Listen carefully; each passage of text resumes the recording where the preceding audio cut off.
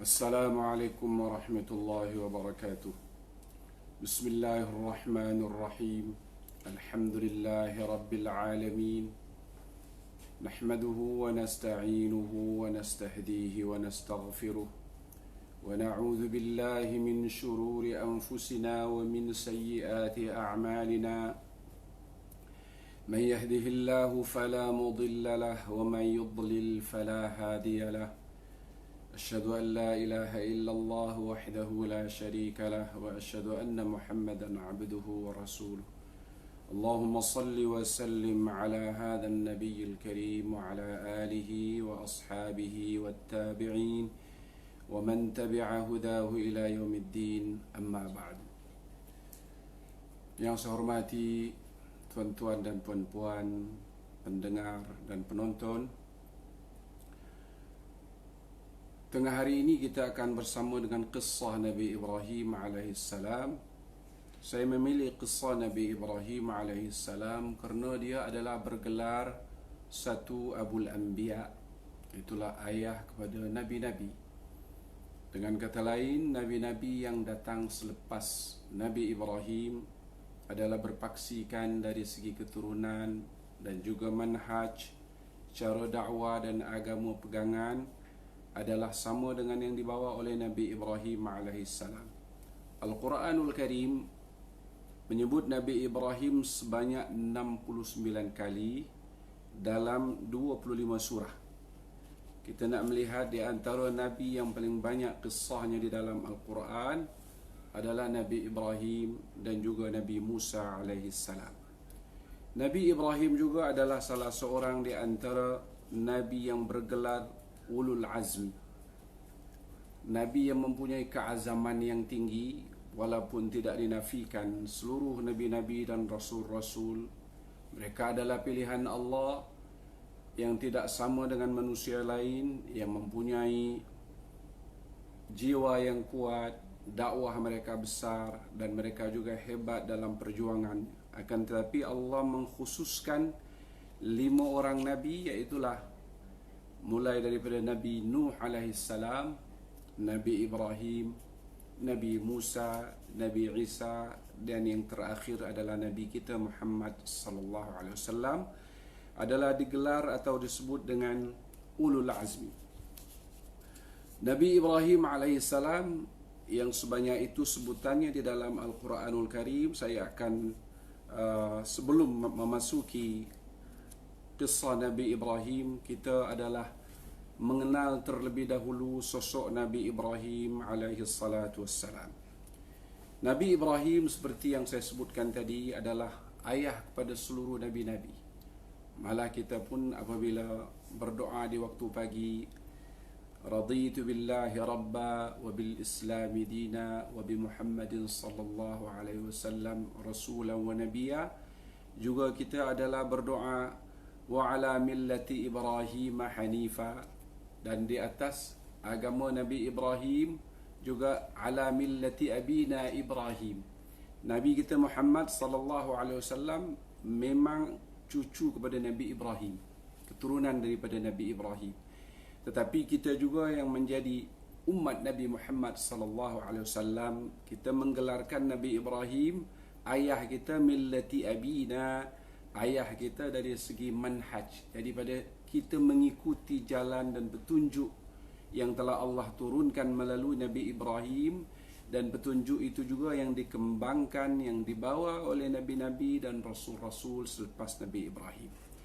Nabi Ibrahim adalah sebagai Abul Anbiya, ayah kepada seluruh Nabi-Nabi selepas Nabi Ibrahim. Seperti Allah sebutkan, وَوَهَبْنَا لَهُ إِسْحَاقَ وَيَعْقُوبَ وَجَعَلْنَا فِي ذُرِّيَّتِهِ النُّبُوَّةَ وَالْكِتَابَ.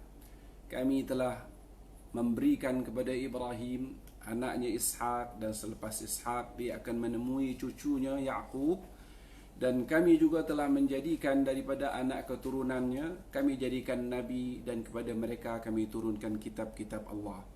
Nabi Ibrahim juga adalah kita sebutkan dengan Khalilullah atau kekasih Allah. Begitu juga Nabi Ibrahim yang kita sebutkan tadi sebagai seorang Rasul Ulul Azmi. Beliau adalah penduduk Iraq. Kita tidak pasti sekarang ni di negeri manakah, tetapi dia di negara sekarang, negara Iraq. Dan mereka, orang-orang Iraq ketika itu adalah menyembah berhala. Ada menyebutkan bahawa negeri Iraq ketika itu bernama Babylon atau Babilonia. Dan penduduk di situ adalah menyembah berhala dan juga menyembah bintang-bintang. Berhala adalah mewakili daripada bintang-bintang yang mereka anggap adalah Tuhan yang memberikan kepada mereka cahaya. Kemudian Allah sebut di dalam Al-Quran, Nabi Ibrahim ayahnya adalah Azar. Yang Allah sebut, wa idh qala Ibrahimu li abihi Azar. Ingatlah ketika Ibrahim berkata kepada ayahnya Azar. Ayat di dalam suratul An'am.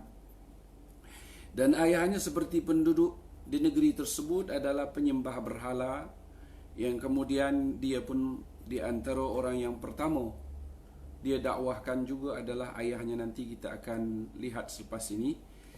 Kemudian dari segi rupa pula Nabi Ibrahim alaihissalam, walaupun Al-Quran tidak menerangkannya, tapi disebutkan dalam sebuah hadis yang sahih Rasulullah sallallahu alaihi wasallam, seperti adanya di dalam Sahih Muslim, sanadnya sampai kepada Jabir ibnu Abdullah. Rasulullah sallallahu alaihi wasallam bersabda, aku dipaparkan kepadaku urida alayya al-anbiya, nabi-nabi dahulu Allah perlihatkan kepadaku. Fa idza Musa darbun minar rijal ka'annahu min rijali shanu'ah. Aku melihat Musa adalah seperti lelaki yang gagah dan rupanya adalah seperti lelaki-lelaki daripada kabilah Arab yang bernama Azd Shanu'ah, ataupun daripada Shanu'ah. Saya fikirkan adalah golongan bangsa Arab yang sekarang ini negaranya adalah Oman, negeri Oman. Kemudian aku melihat Isa di dalam yang Allah perlihatkan kepadaku, dan orang yang paling dekat rupanya kepada Isa alaihissalam seorang sahabat Nabi bernama Urwah ibnu Mas'ud. Begitu juga aku melihat Ibrahim alaihissalatu wassalam, dan aku melihat rupanya adalah yang paling mirip kepadanya adalah kawanmu ini, iaitulah Rasulullah mengisyaratkan kepada dirinya. Jadi orang yang paling dekat dari segi wajah dan rupa kepada Nabi Ibrahim adalah Nabi kita Muhammad sallallahu alaihi wasallam. Bagi sahabat-sahabat boleh membayangkan rupa Nabi Ibrahim kerana mereka melihat wajah Rasulullah sallallahu alaihi wasallam. Bagi kita yang tidak pernah melihat Rasulullah sallallahu alaihi wasallam, boleh kita mempelajari di dalam sejarah, kerana ahli-ahli sejarah atau ahli sirah telah mencatatkan bagaimanakah rupa wajah Rasulullah sallallahu alaihi wasallam. Kemudian Nabiullah Ibrahim alaihissalam yang seperti diberitahukan kepada kita oleh Rasulullah sallallahu alaihi wasallam adalah orang yang begitu segera dan cepat melaksanakan perintah-perintah Allah. Di antaranya Nabi Ibrahim alaihissalam, Allah suruh untuk dia berkhitan atau bersunat. Dia berkhitan Allah perintah setelah umur Nabi Ibrahim 80 tahun. Ini dijelaskan oleh Abu Hurairah radhiyallahu anhu di dalam hadis yang diriwayatkan oleh Imam Bukhari dan Imam Muslim. Dalam Sahih Bukhari nombor hadisnya 3356, dalam Sahih Muslim nombor hadisnya 237. Hadis itu sanadnya sampai kepada Abu Hurairah. Rasulullah menjelaskan, ikhtatana Ibrahimun Nabi, Nabi Ibrahim berkhitan atau bersunat alaihi salatu wassalam, wa huwa ibnu 80 sanah. Ketika itu dia berumur 80 tahun. Kita boleh membayangkan Allah memberikan perintah kepada Nabi Ibrahim yang dia dilahirkan dalam keluarga ataupun orang Iraq yang mereka adalah penyembah berhala. Nabi Ibrahim walaupun dari awalnya telah Allah pelihara adalah tidak menyembah berhala, tetapi di antara perintah Allah kepadanya yang sukar untuk kita terima, dalam umurnya 80 tahun Allah suruh dia berkhitan, dia pun segera berkhitan. Kemudian di dalam hadis tu bil qadum, qadum iaitu menggunakan kapak. Saya tak faham bagaimanakah Nabi Ibrahim berkhitan dengan menggunakan kapak, tapi kita membayangkan bahawa Nabi Ibrahim alaihissalam begitu segera dalam menjalankan perintah Allah Subhanahu wa taala. Kemudian Nabi Ibrahim alaihi salam di dalam Al-Quranul Karim, Allah tidak menceritakan kepada kita umur Nabi Ibrahim sejak dari dilahirkan sampailah dia sebelum menjadi Rasul. Kalau Nabi Musa alaihi salam sebagai contoh, Allah memberitahukan kepada kita sejak dia dilahirkan, suasana dia dan saat dia remaja, seperti Nabi Musa melarikan diri ke negeri Madian. Tapi Nabi Ibrahim hanya Allah menceritakan kepada kita di dalam Al-Quranul Karim setelah beliau menjadi Nabi dan Rasul. Nabi Ibrahim ketika menjadi Nabi, dapatlah kita bagikan bahawa fasa yang dilalui Nabi Ibrahim ketika dia berada di negerinya, dan saat itu dia adalah pertama yang didakwah setelah Allah perintahkan kepada ayahnya sendiri Azar. Bagaimanakah Nabi Ibrahim dengan kelemah lembutannya mengajak ayahnya walaupun ayahnya berkasar dan berkeras kepadanya. Nanti kita akan baca ayat tersebut di dalam Al-Quranul Karim. Yang kemudian juga setelah itu Nabi Ibrahim mengajak kepada kaumnya yang menyembah berhala untuk mentauhidkan Allah. Selepas itu yang ketiga, kita nak melihat Nabi Ibrahim berhadapan dengan raja di Iraq. Dan raja di Iraq ketika itu pun Al-Quran dan hadis pun tidak menyatakan ketika itu siapakah rajanya, walaupun ada di dalam Taurat yang kita tidak berani memastikan bahawa dia benar ataupun tidak benar. Kalau di dalam cerita yang ada pada orang Ahlul Kitab, iaitulah orang-orang Yahudi, di dalam Taurat, Nabi Ibrahim berhadapan dengan Raja Namrud, atau yang kita tahu Namrud ini adalah seorang penguasa yang berkuasa selama 400 tahun, dan jelajahnya di dalam negaranya adalah mencakupi hampir keseluruhan negeri-negeri yang ada di sekitarnya saat itu. Dia adalah mempunyai kuasa yang besar. Tapi kita tidak memastikan kerana Allah tidak menceritakan kepada kita siapakah nama raja itu, tetapi Allah sebutkan dia adalah seorang raja yang zalim dan raja yang kafir. Kemudian Nabi Ibrahim alaihissalam, kerana dia telah meruntuhkan berhala-berhala, dan Nabi Ibrahim alaihissalam dihukumkan oleh raja dan kaumnya dibakar. Jadi ada 5 fasa ataupun 5 phase yang dilalui Nabi Ibrahim waktu dia di Iraq. Pertama, dia berdakwah kepada ayahnya setelah dia menjadi Rasul, kepada kaumnya dan kepada raja. Kemudian dia pun menghancur patung-patung berhala. Lalu dia diadili di hadapan rakyatnya, iaitulah dibakar di dalam api, dan Allah pun menyelamatkannya seperti di dalam ayat-ayat yang nanti kalau kita sempat kita akan bertemu dalam ayat-ayat tersebut. Di sini kita nak melihat Nabi Ibrahim alaihissalam ketika beliau berada di Iraq. Nabi Ibrahim berada di Iraq adalah yang saya sebutkan tadi, marhalah yang pertama, dia mengajak ayahnya untuk beribadat kepada Allah ataupun mentauhidkan Allah Subhanahu wa taala. Sesuailah dengan semua rasul-rasul yang Allah utuskan, tugas kerasulan adalah mengajak manusia untuk mengabdi kepada Allah atau untuk mentauhidkan Allah, menghambakan diri hanya kepada Allah Subhanahu wa taala, patuh kepada perintah Allah. Dan hal ini adalah sesuatu yang wajar kerana manusia adalah ciptaan Allah, dan Allah yang menciptanya adalah mempunyai sifat kasih sayang, dan alam yang kita huni pun tidak ada satu pun melainkan adalah pemberian dan ciptaan Allah yang Allah peruntukkan kepada kita. Dan sudah mestilah apa yang Allah perintah itu adalah kebaikan, dan kemaslahatan adalah kebaikan manusia itu sendiri dari dunia sampai ke hari akhirat. Jadi di sini saya nak melihat permulaan Nabi Ibrahim alaihissalam dalam dia mengajak terlebih dahulu, sebelum dia mengajak kaumnya, Nabi Ibrahim mengajak ayahnya sendiri. Dalam hal ini Allah menceritakan kepada kita dalam surah Maryam dari ayat 41 sampai kepada ayat 47. Dan di antaranya juga Nabi Ibrahim juga mengajak ayahnya, Allah terangkan juga di dalam suratul An'am, dan dalam suratul An'am juga kepada kaumnya sendiri. Di sini saya nak membacakan ayat demi ayat dari ayat 41. A'udzubillahi, surah Maryam ayat 41. A'udzu billahi minasy syaithanir rajim. Wadhkur fil kitab Ibrahim innahu kana siddiqan nabiyya.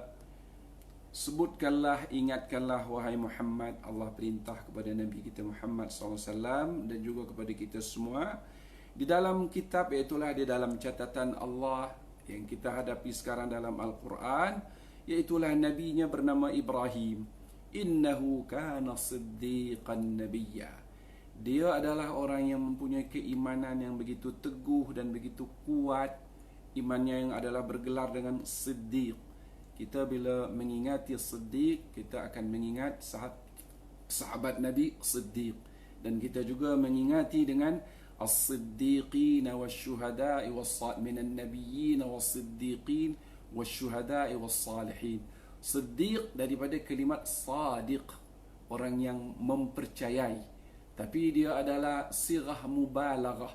Artinya orang yang begitu mempercayai segala apa yang Allah nyatakan. Hal-hal yang berkenaan yang Allah jelaskan, yang Allah perintahkan kepadanya, dia laksanakan dengan begitu teguh, begitu percaya. Itu Nabi Ibrahim. Dia digelarkan Allah Siddiqan. Dia adalah seorang yang siddiq, imannya begitu teguh dan kuat. Nabiyya, dan dia seorang Nabi.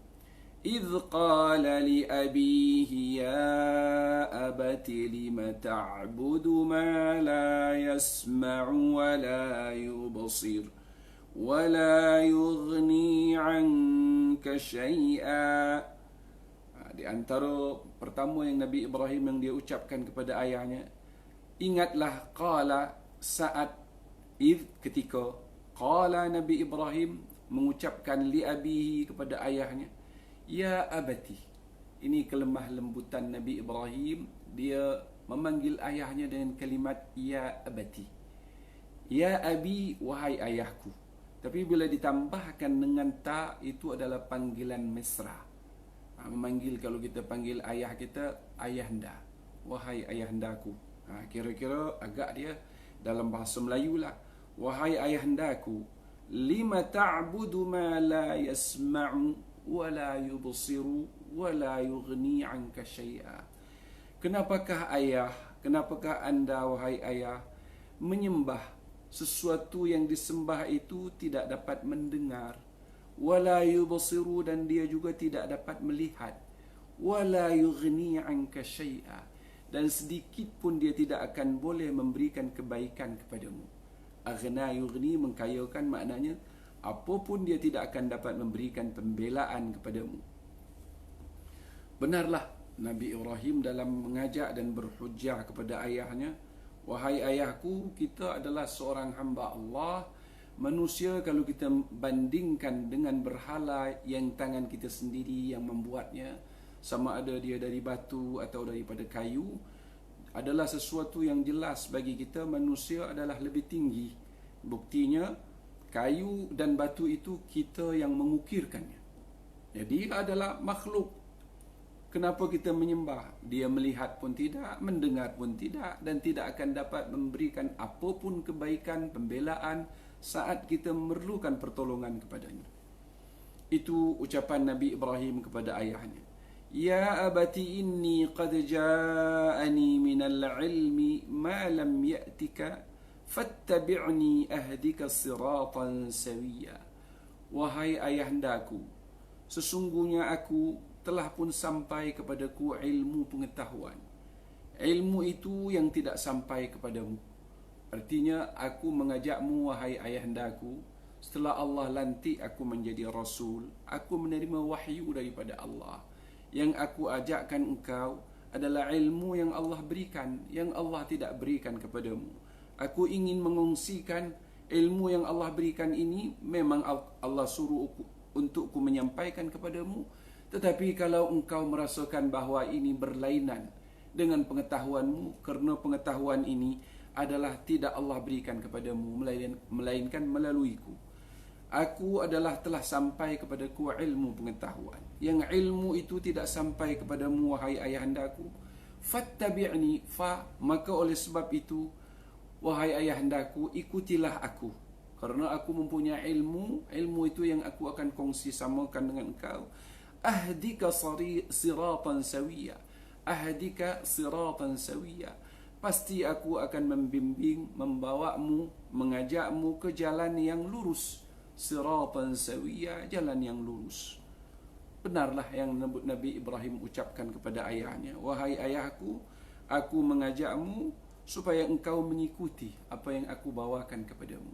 Dengan itu, dapatlah aku membimbingmu, mengajakmu ke jalan Allah, jalan yang lurus, artinya jalan yang mudah untuk kita tempuh, jalan yang senang untuk kita lakukan, tindak tanduk yang akan membuatkan sesuai dengan fitrah dan mudah untuk kita lakukan. Itulah ajaran Allah Subhanahu wa taala. Memang ajaran yang mudah, dan agama yang dibawa Nabi Ibrahim ni, agama Islam, juga gelarnya seperti agama yang dibawa oleh Nabi Muhammad. Namanya agama Hanifiyah, agama yang senang dan mudah sesuai dengan fitrah. Ya abati la ta'budi syaitan, inna syaitana kana lirrahmani asiya. Wahai ayahku, janganlah ayah menyembah syaitan. Nah, dia yang ayah Nabi Ibrahim, Azar, dia menyembah berhala. Kenapakah Nabi Ibrahim sebut dia menyembah syaitan? Kerana yang mempengaruhi, yang mengajak memang syaitan untuk kita sesat dari jalan Allah. Maka Nabi Ibrahim menyebut, wahai ayahku, janganlah kau menyembah syaitan, jangan patuhi syaitan tersebut.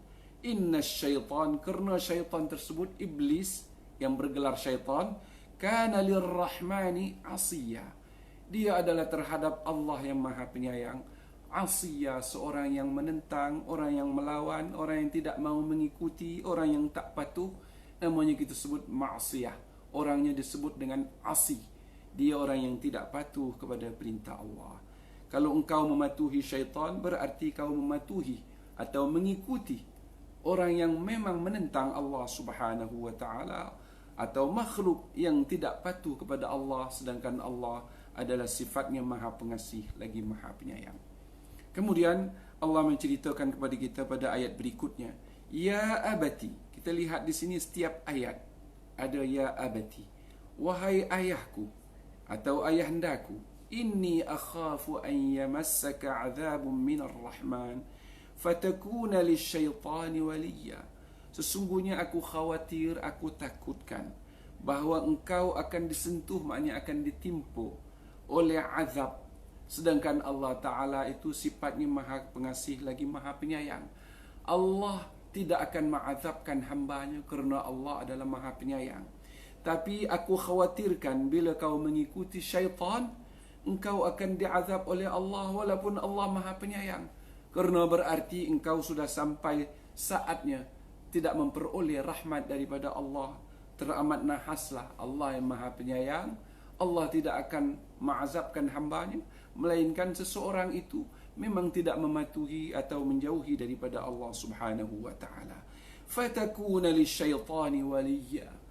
Maka saat engkau diazab oleh Allah Subhanahu wa ta'ala, maka saat itu engkau adalah wali atau orang yang dekat, orang yang rapat, kawan kepada syaitan. Lalu Allah menceritakan kepada kita apakah jawapan daripada ayahnya. Di sini ayahnya terus memberikan ugutan yang begitu keras walaupun anaknya Nabi Ibrahim mengajak dengan lemah lembut. Qala araghibun anta an alihati ya Ibrahim la illam tantahi la arjumannak wahjurni maliya. Dia berkata, iaitulah ayah Nabi Ibrahim, araghibun anta, apakah engkau tidak menyukai?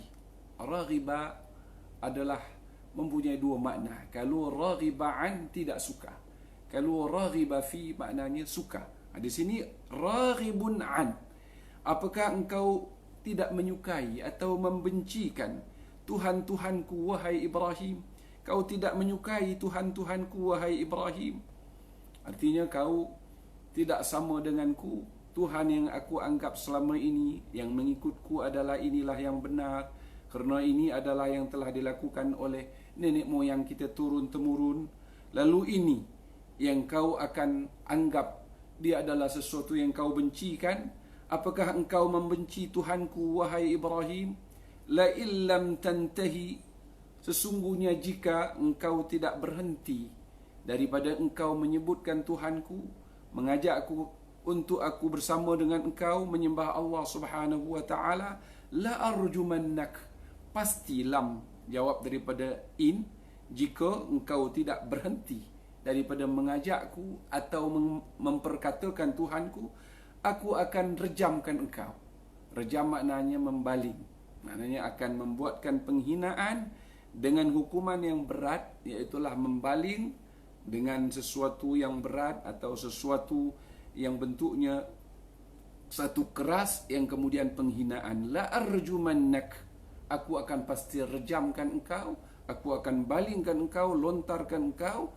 Wahjurni maliya, dan yang kedua, engkau pergilah, berhijrahlah engkau daripadaku maliya, untuk selama-lamanya. Ayahnya mengusir Nabi Ibrahim alaihissalam untuk nyah daripada ayah dia. Pergilah engkau wahai Ibrahim jauh daripadaku maliya, untuk selama-lamanya. Aku tidak suka kalau engkau tidak berhenti untuk mengajakku dan kau masih lagi menganggap Tuhanku itu adalah sesuatu yang tidak mendengar dan tidak melihat atau mencemuh Tuhanku, aku akan balingkan engkau dan pergilah engkau dari sisiku. Bukan maknanya sekejap, tapi untuk selama-lamanya. Kita nak melihat di sini bagaimanakah jawapan dan respon dari seorang anak yang mengajak kepada ayahnya yang begitu angkuh dan keras kepadanya. Walaupun anaknya seorang nabi yang Allah utuskan mengajak untuk kebaikan ayahnya sendiri. Qala salamun alaika, Nabi Ibrahim pun mengucapkan, salam sejahtera ke atasmu ayahanda. Kalau engkau memusuhiku, kalau engkau tidak menerima ajaranku, kalau engkau tidak sudi untuk aku dekat kepadamu, tidak sudi dengan aku mengajarkan kepadamu, tetap juga aku akan memohon kepada Allah salam kesejahteraan akan meliputi engkau, ya wahai ayahku. Sa'astaghfiru laka rabbi, dan kelak akan aku memohon keampunan kepada Allah untukmu wahai ayahku. Aku akan memohon supaya engkau diampuni oleh Allah wahai ayahku. Innahu kana bi hafiya, sesungguhnya dia, iaitulah Allah Subhanahu wa taala, terhadapku hafiya. Apa makna hafi? Mengikut ahli tafsir, hafi adalah al-barrul latiful alim, yang maha baik, yang maha lemah lembut, dan ilmunya adalah mencakupi segala sesuatu. Allah Subhanahu wa taala yang maha mengetahui, yang sifatnya maha lemah lembut, dan dia maha baik. Kepadanya lah aku akan memohon supaya engkau diberikan Allah keampunan. Di dalam hal ini kita nak melihat bahawa Nabi Ibrahim alaihissalam, walaupun ayahnya begitu keras bersikap kepadanya, tetap dia memanggil ayahnya dengan nama-nama yang panggilan manja, iaitulah ya abati, wahai ayahandaku.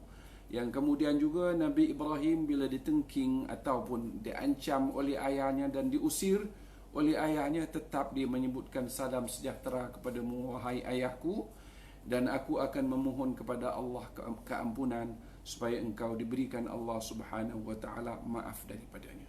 Tapi Nabi Ibrahim alaihissalam memohon keampunan untuk ayahnya sampailah Allah Subhanahu wa taala menghalang Nabi Ibrahim supaya dia tidak meneruskan untuk memohon keampunan kepada ayahnya setelah ayahnya tetap bersikap keras dan tetap dalam keadaan kufur.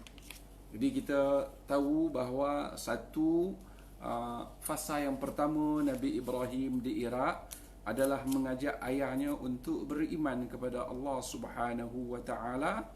Kalau di dalam surah Al-An'am Allah menyebut, wa idh qala Ibrahim li abihi Azar atattakhidhu asnaman aliha inni araka wa qaumaka fi dhalalin mubin. Dan ingatlah ketika Ibrahim mengucapkan kepada ayahnya yang bernama Azar, apakah engkau akan menjadikan berhala-berhala sebagai Tuhan-Tuhan? Sesungguhnya wahai ayahku, aku melihat engkau dan kaummu benar-benar dalam kesesatan yang nyata dan jelas. Jadi di situ memang kita tahu bahawa ayah kepada Nabi Ibrahim adalah Azar. Kemudian yang saya sebutkan tadi, bahawa Nabi Ibrahim memohon keampunan kepada Allah dan dia berjanji kepada ayahnya yang dia akan meminta kepada Allah supaya dia diampunkan, ada batasnya. Itulah Allah sebutkan di dalam ayat lain, Allah berfirman, وَمَا كَانَ اسْتِغْفَارُ إِبْرَاهِيمَ لِأَبِيهِ إِلَّا عَنْ مَوْعِدَةٍ وَعَدَهَا إِيَّاهُ. Dan tidaklah Ibrahim memohon keampunan kepada ayahnya, melainkan satu jangka masa yang telah dia janjikan bahawa dia akan memohon kepada Allah keampunan. Tapi setelah Allah Subhanahu wa ta'ala menyebutkan bahawa dia adalah musuh, falamma tabayyana lahu annahu aduwwun lillah tabarra'a minhu inna Ibrahim la'awwahun halim. Setelah terang kepada Nabi Ibrahim bahawa ayahnya adalah benar-benar memusuhinya dan memusuhi Allah, Datu aduwwul lillah, memusuhi Allah, Nabi Ibrahim pun adalah berlepas ataupun membuatkan satu keputusan yang dia tidak mempunyai hubungan kepada ayahnya. Adalah hubungan sebagai anak, tapi hubungan kasih mesra sudah terputus. Datu. Sebab dia adalah telah memusuhi Allah. Maka dalam hal ini yang juga yang kita contohkan, yang diajar oleh Allah melalui Nabi Ibrahim alaihissalam, awalnya kita tetap berlemah lembut kepada ayah dan ibu kita walaupun dia dalam keadaan orang yang tidak beriman. Sampailah suatu keadaan yang apabila dia sudah final, dia tidak lagi mau beriman kepada Allah, saat itu kita artinya berhenti untuk memohon kepada Allah untuk kebaikan baginya. Macam mana kita nak tahu kalau dia mati dalam keadaan kafir? Dan juga Allah Subhanahu wa ta'ala di dalam surah At-Taubah ayat 113 dan ayat 114, ayat 114 yang kita baca tadi, ayat 113 Allah mengajar kepada kita, janganlah kita memohon kepada Allah keampunan untuk orang-orang yang matinya dalam keadaan kafir. Ma kana lin-nabiyyi wal-ladzina amanu an yastaghfiru lil-musyrikin walau kanu uli qurba min ba'di ma tabayyana lahum annahum ashabul jahim.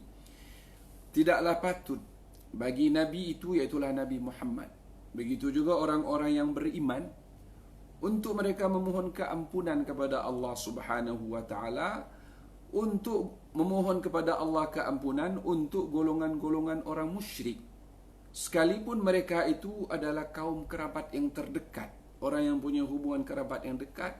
Setelah terang dan jelas bahawa mereka itu memang sudah Allah peruntukkan sebagai penghuni api neraka. Jadi apabila orang dalam keadaan berterusan dalam kekufurannya, mati sampai matinya di dalam keadaan kafir, walaupun anak sendiri, walaupun ayah sendiri, adalah Allah Ta'ala melarang untuk kita memohon keampunan. Tapi selagi dia hidup, tidaklah menjadi satu kesalahan untuk kita tetap mendoakan kepada ibu bapa, untuk ibu bapa kita kepada Allah Subhanahu wa ta'ala, kalau dia masih hidup, supaya Allah bukakan hatinya, berikan dia kepadanya hidayah seperti yang Nabi Ibrahim telah lakukan. Tapi apabila dia terus dan sampai meninggal dunia dalam keadaan kafir, tidak lagi perlu bagi orang beriman memohon kepada Allah keampunan. Kalau sudah terang mereka adalah dalam mati pun, meninggal dunia pun masih dalam keadaan kekufurannya. Itu fasa pertama Nabi Ibrahim alaihissalam mengajak kepada ayah, mengajak ayah dia. Kemudian Nabi Ibrahim dalam marhalah yang kedua atau fasah yang kedua, dia setelah dia mengajak ayah dia pula mengajak kepada kaum kerabat dan juga mengajak kepada penduduk Iraq secara keseluruhan dia.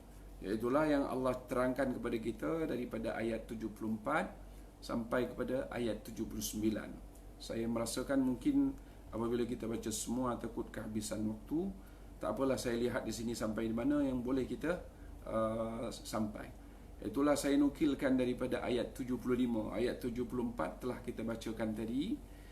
وَكَذَلِكَ نُرِي إِبْرَاهِيمَ مَلَكُوتَ السَّمَاوَاتِ وَالْأَرْضِ وَلِيَكُونَ مِنَ الْمُؤْمِنِينَ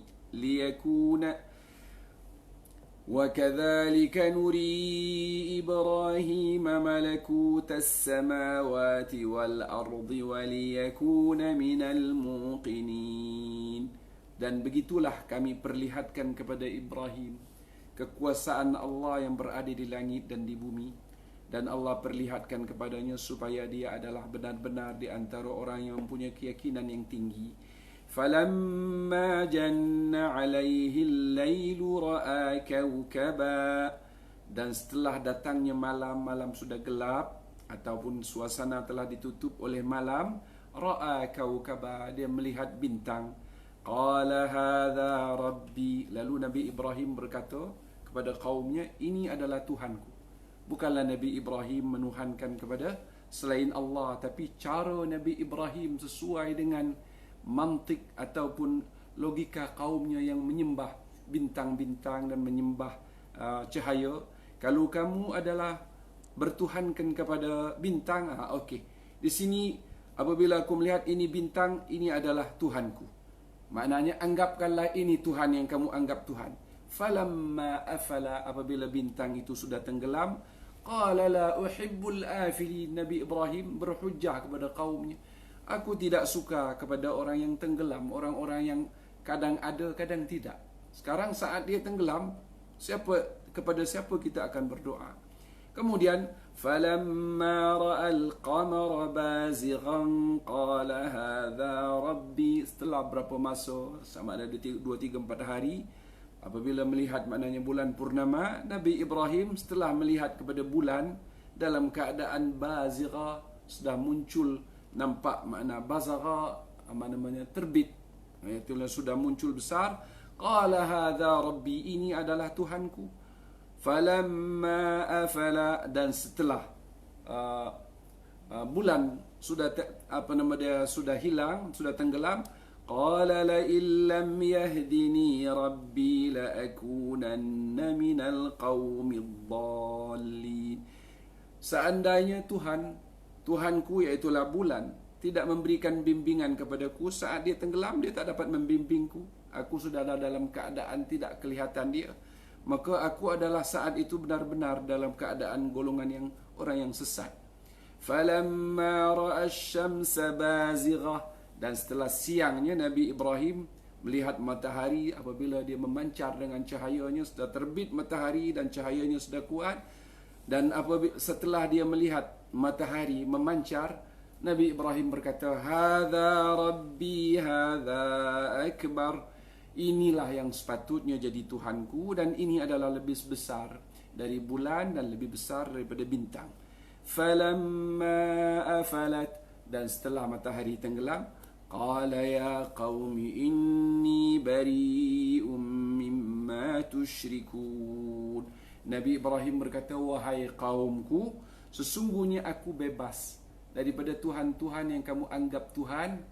Di samping kamu menuhankan Allah, kamu menuhankan juga cahaya, bintang ke, bulan ke, matahari ke, yang kamu anggap dia sebagai boleh memberikan bantuan kepada kamu.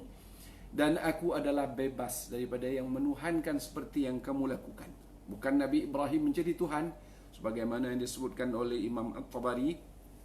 Begitu juga Said Qutb di dalam Fi Dhilal Al-Quran. Tapi kita nak melihat ini Nabi Ibrahim setelah dia menjadi Rasul dan Nabi. Tapi cara dia berhujjah, kalau kamu bertuhan kepada bintang, bintang kadang-kala dia tak kelihatan. Kalau kamu menuhankan kepada bulan, bulan adalah dilihat pada waktu malam. Kemudian kalau kamu menuhan kepada matahari, di malam hari pun matahari tiada. Sedangkan kita memerlukan kepada Tuhan yang senantiasa ada bersama kita. Saat kita memerlukan, Allah Subhanahu wa taala hadir untuk memberikan bantuan kepada kita. Itulah Allah Subhanahu wa taala yang menciptakan kesemuanya ini. Lalu Nabi Ibrahim pada ayat 79 suratul An'am, inni wajjahtu wajhiya lilladzi fatara as-samawati wal arda hanifa wama ana minal musyrikin. Sesungguhnya aku menghadapkan wajahku, diriku ini aku hadapkan, aku peruntukkan, aku akan menyembah, aku akan patuh kepada lilladzi fatara as-samawati wal ard, kepada yang telah menciptakan dari tiada seluruh langit dan bumi. Kepadanya lah, kerana dia paling berkuasa, kerana dialah yang memiliki, dia yang mempunyai sifat-sifat yang hebat. Buktinya langit dan bumi adalah ciptaannya. Hanifa, dalam keadaan aku lurus mengikut jalan itu, beribadat kepada Allah, mentauhidkan Allah. Wa ma ana minal musyrikin, dan aku tidaklah tergolong daripada orang-orang yang menyekutukannya. Aku tidak sama dengan kamu sama sekali, dan sesiapa pun juga yang menyekutukan Allah Subhanahu wa taala. Ini adalah cara yang kedua atau marhalah yang kedua Nabi Ibrahim setelah mengajak ayah dia. Dia mengajakkan kaum bangsa dia sekali, iaitulah orang Iraq ketika itu. Bagaimanakah penerimaan daripada orang-orang Iraq ataupun kaumnya sendiri ketika itu? Itu Allah ceritakan kepada kita di dalam di antaranya surah Asy-Syu'ara dan juga di dalam surah Ankabut. Begitu juga di dalam surah Fussilat, surah As-Saffat. Okay. Itu Allah menjelaskan kepada kita bagaimanakah respon daripada kaumnya kepada Nabi Ibrahim alaihissalam. Kerana cerita Nabi Ibrahim ni panjang, kita berhenti dahulu sampai di sini kerana saya ingat waktu tidak mencukupi. Kalau mencukupi, kita akan lanjutkan dan insya-Allah kita akan sambungkan kelak bagaimana Nabi Ibrahim dalam dia mengajak raja dan bagaimana pula respon raja itu. Di dalam surah Al-Baqarah ayat 258 Allah menerangkan kepada kita berkenaan Nabi Ibrahim bertemu kepada raja, dan kemudian raja dan rakyat di negeri itu membuatkan keputusan untuk menghukum Nabi Ibrahim.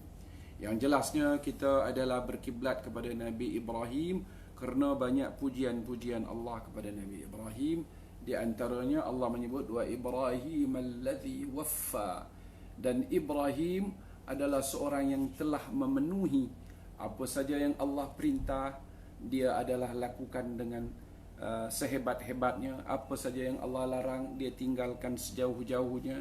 Apa saja yang Allah inginkan dari Nabi Ibrahim, dia laksanakan dengan sesungguh-sungguhnya. Kita nak melihat daripada ayat-ayat Al-Quranul Karim yang kita juga adalah berfaksi kepada Nabi Ibrahim. Di penghujung pertemuan kita hari ini, saya ingin membacakan dua ayat dalam surah Ali Imran.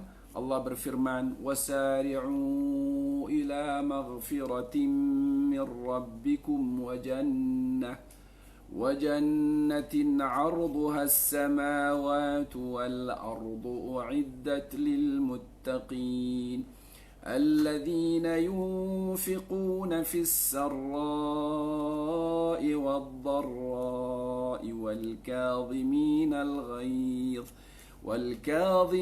الغيظ والعافين عن الناس والله يحب المحسنين. Perintah Allah di dalam ayat 133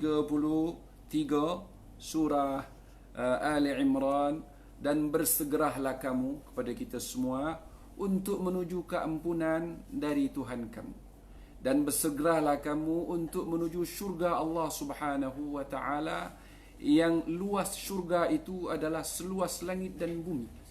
Uiddat lil muttaqin, syurga yang seluas itu adalah disediakan Allah kepada orang-orang yang bertakwa. Sesuailah kita adalah yang kita ingin capaikan untuk menjadi hamba Allah Subhanahu wa taala yang bertakwa. Di antaranya di dalam kita berpuasa ni juga, ujung ayat 183 surah Al-Baqarah itu, kutiba alaikumus siyam kama kutiba alal ladzina min qablikum la'allakum tattaqun, supaya kamu bertakwa. Jadi di sini kita nak melihat kita mudah-mudahan sebagai orang yang bertakwa kepada Allah, dan kita berpuasa Ramadan ini juga adalah untuk nak mencapai derajat orang-orang yang bertakwa, dan ketakwaan kita itu juga akan Allah berikan syurga yang seluas itu, syurga yang memang telah Allah sediakan kepada orang-orang yang bertakwa. Sifat pertama orang yang bertakwa Allah sebut pada ayat 134, alladzina yunfiquna fis sarra'i wad dharra. Ini saja yang saya akan samakan dengan kita semua. Orang yang bertakwa itu adalah orang-orang yang menginfakkan, membelanjakan hartanya, menyumbangkan harta benda dia, fis sarra dalam keadaan dia senang, wad dharra dalam keadaan dia susah. Hari ini mungkin semua kita dalam keadaan kekhawatiran terhadap harta benda kita, terhadap aset-aset kita, kerana kita dalam keadaan PKP ini dan juga dengan wabak ini, kita tak dapat yang mencari rezeki, tidak mencari rezeki, yang ada duit pun wangnya pun sudah mulai berkurangan. Saat ini juga Allah menyebut sifat orang yang bertakwa, dia tetap membelanjakan, menginfakkan, menyumbangkan hartanya. Dalam keadaan dia senang dia infak, dalam keadaan dia susah pun dia infak. Dalam keadaan senang dia boleh menginfak dengan banyak, dalam keadaan yang susah pun sesuailah dengan dalam keadaannya. Tapi yang jelasnya infak adalah sifat orang yang bertakwa. Mudah-mudahan saya dan kita semua akan disediakan Allah syurganya, dan Allah Subhanahu wa taala sebutkan syurga itu adalah diperuntukkan kepada orang-orang yang bertakwa. Sifat pertama orang yang bertakwa, orang senantiasa menyumbangkan hartanya fi sabilillah, di jalan Allah Subhanahu wa taala. Saya mengajak kita semua, bulan Ramadan memang bulan yang Allah yang Nabi contohkan kepada kita. Nabi adalah saat-saat yang paling pemurah pada bulan Ramadan, saat Nabi bertadarus dengan Jibril alaihi salam, dan juga bahawa Rasulullah memang orang yang amat pemurah. Nabi Ibrahim pun juga adalah orang yang amat pemurah, dan kita pun adalah berpaksikan kepada nabi-nabi, terutama Nabi Ibrahim dan Nabi kita Muhammad sallallahu alaihi wasallam. Mudah-mudahan kita diberikan Allah sifat pemurah, menyumbangkan harta benda kita, dan mudah-mudahan hadirin hadirat yang saya hormati, kita tidak lupa juga dalam keadaan kita kesusahan sekarang ni, kita tidak lupa untuk membelanjakan harta kita di jalan Allah, sesuailah dengan sabda Nabi bahawa harta yang kita belanjakan tidak akan berkurang. Walaupun kurang kita nampak di hadapan kita, sebenarnya dia akan bertambah, sama ada kita menyedari atau tidak. Saya menganjurkan kita semua jemaah sekalian yang Allah berikan kepada kita kelebihan, ada uang dalam keadaan susah, kita belanjakan sebagaimana dalam keadaan senang. Mudah-mudahan kita semua tergolong dalam hamba-hamba Allah yang bertakwa. Wallahu alam, wa sallallahu ala nabiyyina Muhammad wa ala alihi wa sahbihi wasallam. Assalamualaikum warahmatullahi wabarakatuh.